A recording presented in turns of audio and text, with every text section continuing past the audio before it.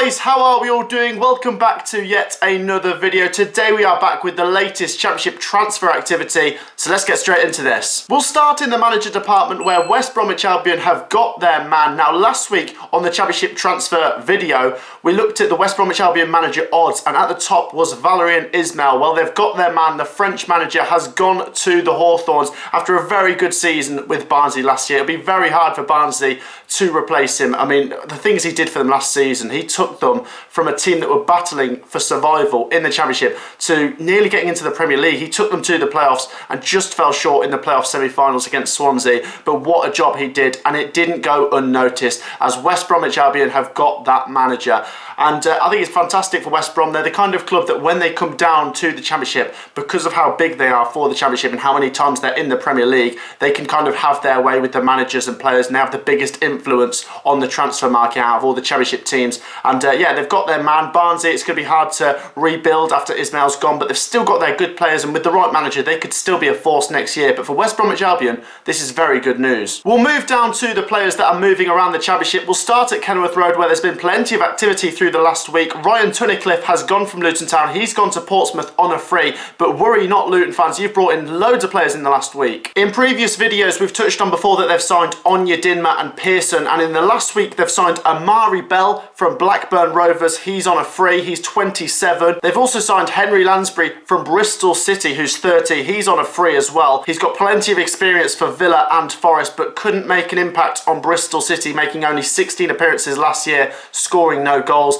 They've also signed Cameron Jerome from MK Dons. He's 34, but brings loads of experience, especially in front of goal. I'm sure he'll bag them a few goals. And they've also signed Carlos Mendes Gomez from Morecambe, who've been promoted to League One. That's on an undisclosed fee. That Mendes Gomez is only 22 years old, and he scored 16 goals in just over 50 appearances for Morecambe. So some really exciting transfers there for Luton to really get their teeth into. Next then to Loftus Road, where QPR have been letting a couple of players go. First of all, they've let Paul Smith go from QPR to Leyton Orient, 23 years old, the striker, only making 9 starts, so he didn't really make enough of an impact. They've also let Macaulay Bonne go out on loan to League One Ipswich. The forward surely going to get some game time at Portman Road there. Next then we'll go up to St Andrews, where Birmingham City have signed Chuks Anike on a free from Charlton Athletic for a 2-year deal. He's obviously 6'3", scored about 16 goals and 50 something appearances for Charlton, so he's an experienced bagsman, and I'm sure this will be a decent addition for Birmingham City up top with the likes of Lukas Djukovic. They really do love a big centre forward. Birmingham City have also signed another League One player in Jordan Graham from Gillingham. He's on a free. He's also on a 2-year deal. He scored 13 goals last season. He's quite a useful winger, so that's another decent signing for Birmingham City, where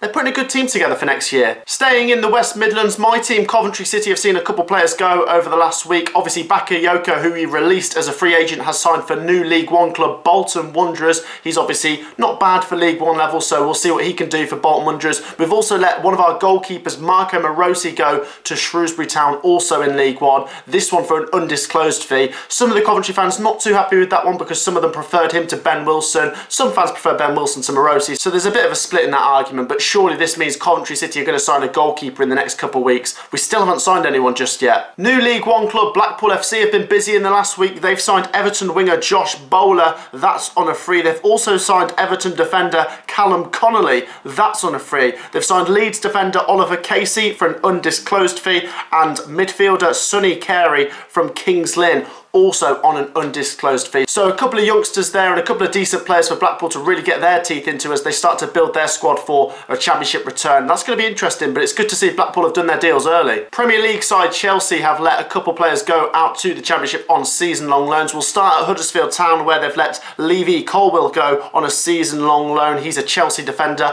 They've also let Nathan Baxter go on a season-long loan to Hull City, who've just come up to the Championship. He's a goalkeeper, so it's going to be interesting to see how they do, but we all do know how good the academy is at Chelsea and how many players they do have there. Next then to the Bet365, where there's a couple of defenders on the move. We'll start with a player leaving Stoke City to go to Burnley. It is Nathan Collings, the 20-year-old who's gone on a 4-year deal, 49 appearances for Stoke, which is quite good for that age. He's quite a useful player, and I think Burnley have spotted something in him. But Stoke have also signed a defender. Stoke have signed Watford centre-back Ben Wilmot on an undisclosed fee. Maybe that's to plug the gap of Collins going. but some interesting activity going on there at Stoke. So then guys, that is all the latest from the last week of Championship transfer activity and news. Let me know your thoughts down below. There's still plenty of clubs that haven't had any action go on, or not much anyway, so let me know your thoughts down below on that. If you're new to the channel, please make sure to hit that subscribe button. It really does matter, and we're very close to 3.5k. Also, drop this video a like, and we'll see you guys in the next video. Take care and peace out.